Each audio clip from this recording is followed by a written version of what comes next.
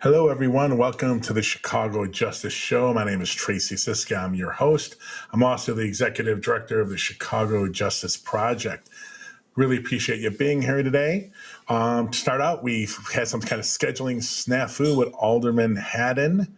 Not sure what happened, if it was on our end or theirs, but it doesn't look like we're going to have her tonight. We will definitely get her rescheduled. We were going to talk about the Anjanette Young ordinance, a very important piece of legislation in my perspective.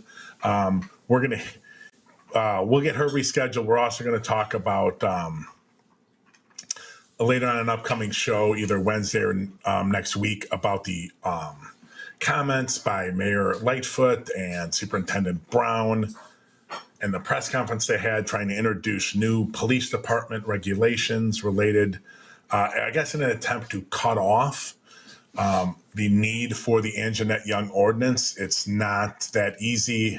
I think the ordinance is a very important piece of legislation that needs to be taken seriously. I love it when legislators get into fulfill their role in, trying to regulate and restrict the actions of police departments in good ways. You don't want them getting too much into the nitty gritty about where officers should be placed, things like that. But putting these kinds of restrictions, the kinds that are in the Anjanette Young ordinance, are very, very important. Okay. One other quick update about future guests. We had Alderman Jeanette Taylor scheduled for Wednesday, but it looks like that is going to be rescheduled possibly to early next week. Probably a week from Wednesday is actually when we're going to have her on. She's going to be talking about getting pressured to use menu money, money dedicated to doing repairs in the ward. She's getting pressured, or has been pressured, by local district commanders in her ward to use that money, or at least use a portion of that money.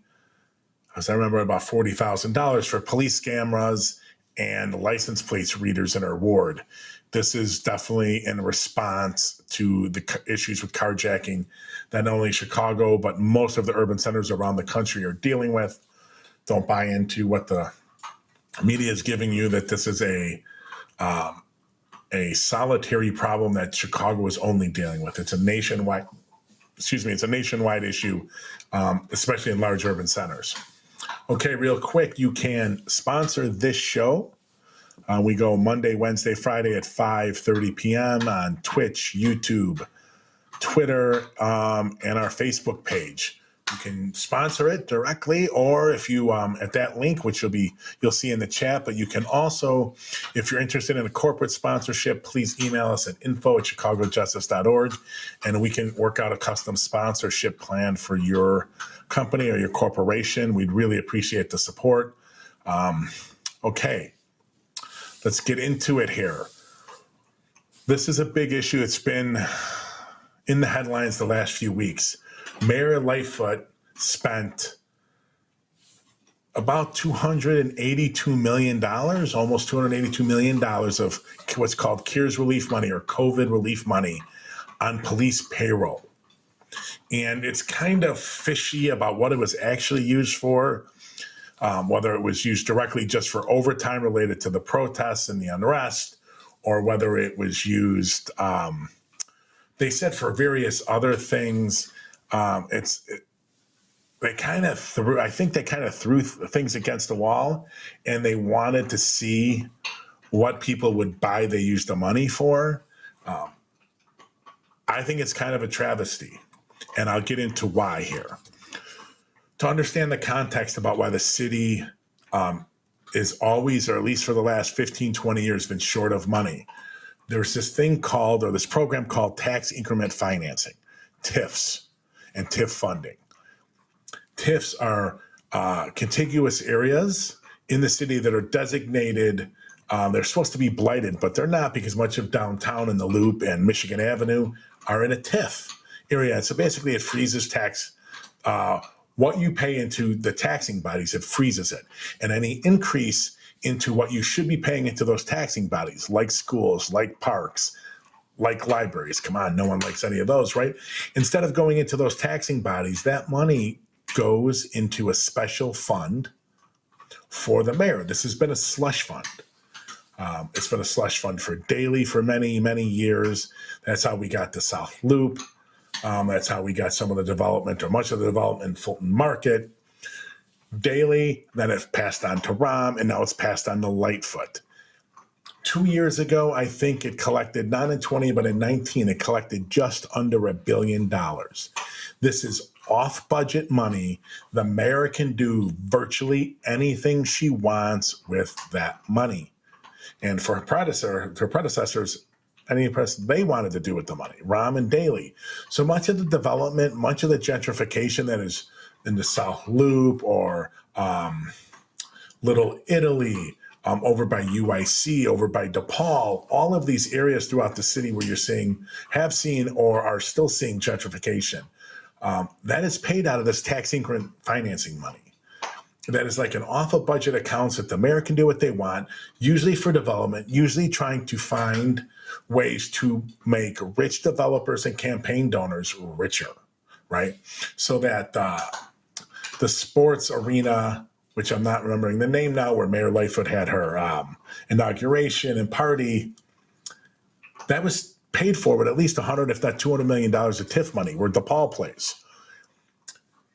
If the city would just redirect that money back into the taxing bodies and back into the general fund, Chicago would be set.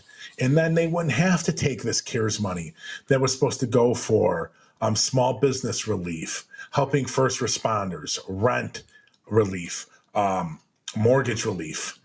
They wouldn't have to spend that on cops, wouldn't have to spend that on overtime. But you can't, if you want to get reelected, you have, at least that's what they think, you have to keep the developers, all the people that own the cranes, building all the buildings in downtown Chicago and Fulton Market and the South Loop and the West Loop. You have to keep them happy. Mayor Lightfoot could, with a pen, one swift sign, mark all the money in the TIF funds, which is tens, if not hundreds of millions of dollars, as excess and use it for whatever she wants, put it back in the general fund. It wouldn't have to go into all these developments. She campaigned like a progressive, campaigned like she was going to do it. Something about TIFs, hasn't done anything. We don't need more transparency, although it's never a bad thing. You don't need more transparency. We need TIF funds, the TIF program to end. Lightfoot and our supposed progressive governor and lieutenant governor need to end the TIF program. Then we wouldn't have to worry about spending special relief money from the feds to pay police overtime. It's obscene. It's ridiculous. But this is what you get when you have a city's finances that are locked up, where $1 billion of taxpayer money is redirected into a special fund. It's obscene. That money should have never went for police overtime. I understand the strain on the police. I understand the strain on the police budget. I understand the strain on the city budget. But that money was meant for relief from everyday Chicagoans. How do we do that? We get rid of TIF funds. So it is sort of a justice story in that the mayor had to redirect that money, but there wouldn't have been a need had the mayor ended TIFs. And she can do it anytime she wants. She needs to do it. Okay, so this next segment goes back a few weeks also, and it's about the deputy. When we had recently in a recent show, the Deputy Public Safety Inspector General for Public Safety, Deborah Witzberg, on the show.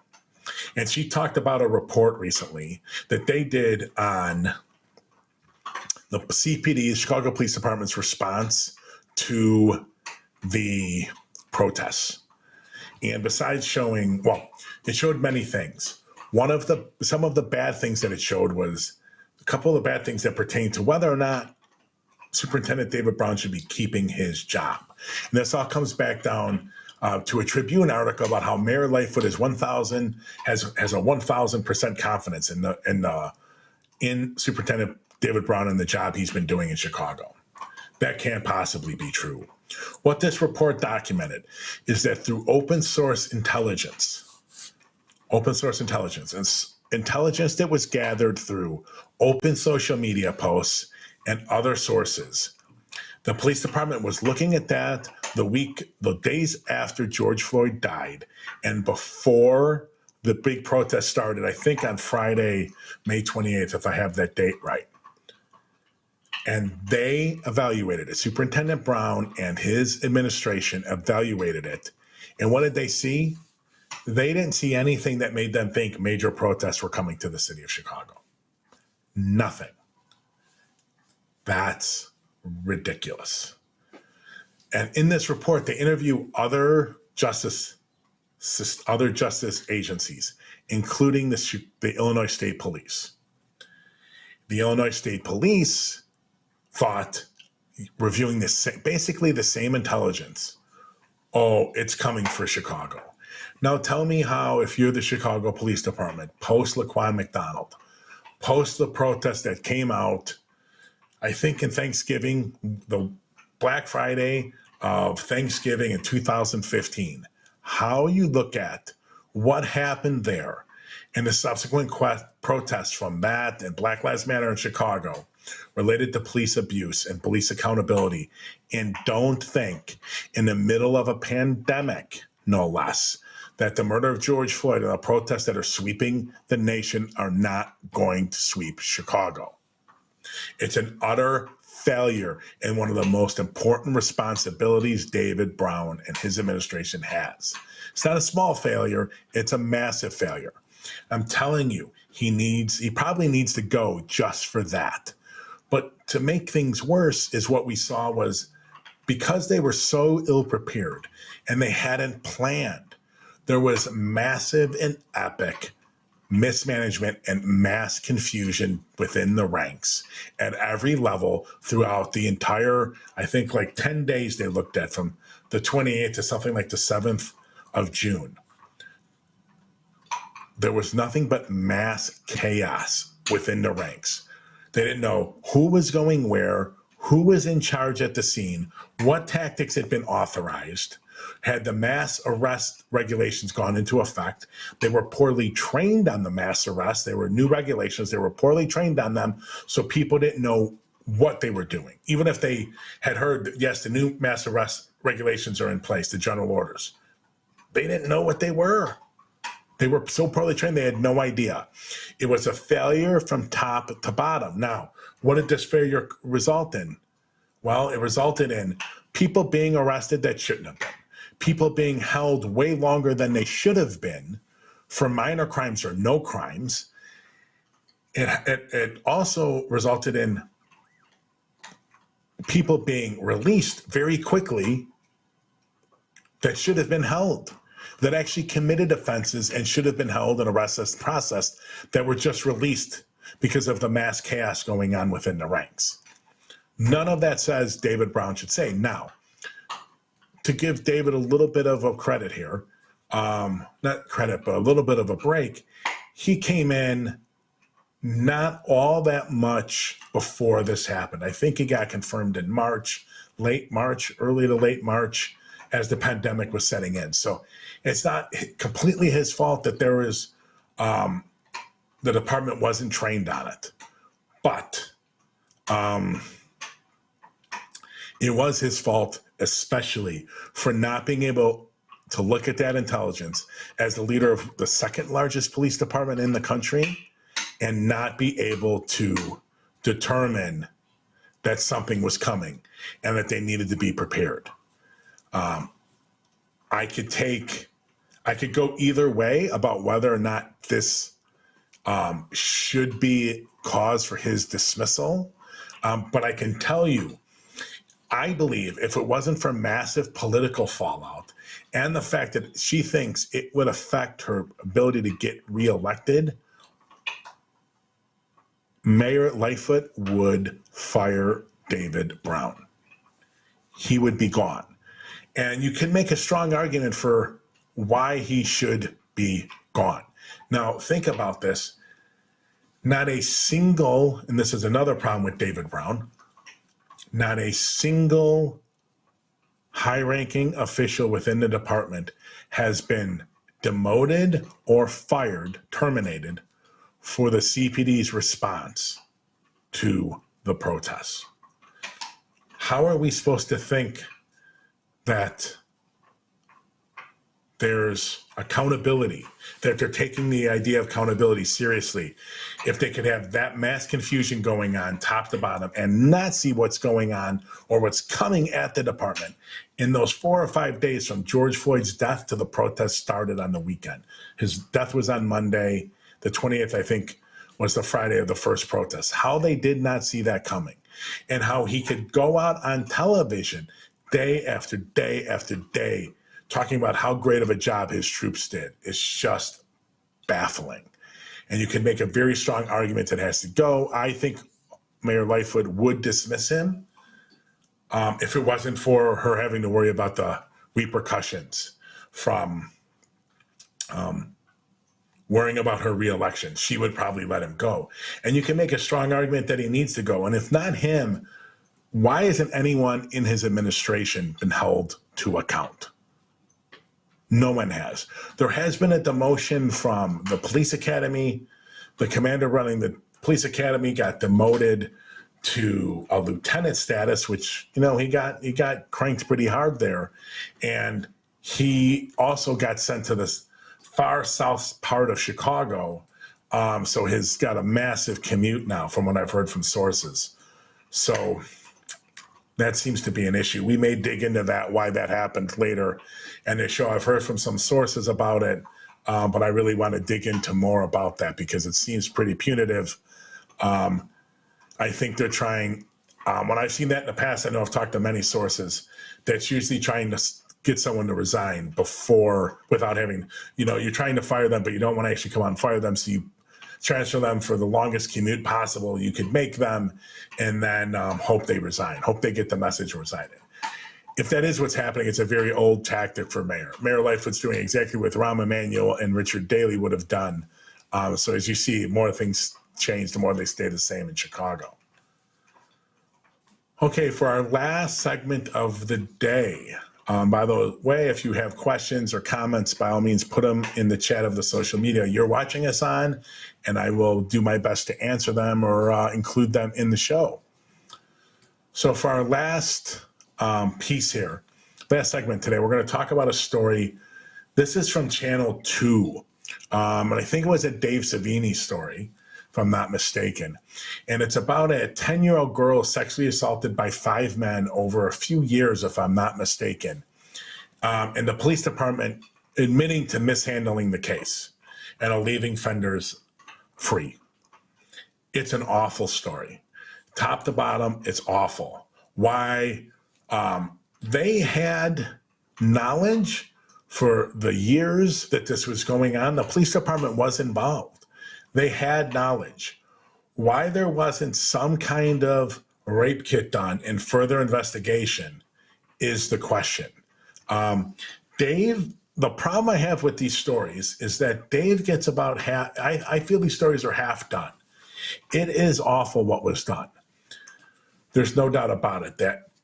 But we don't know why, and Savini couldn't crack that nut about why the police department didn't push for felony charges against any of the people that supposedly had assaulted this girl.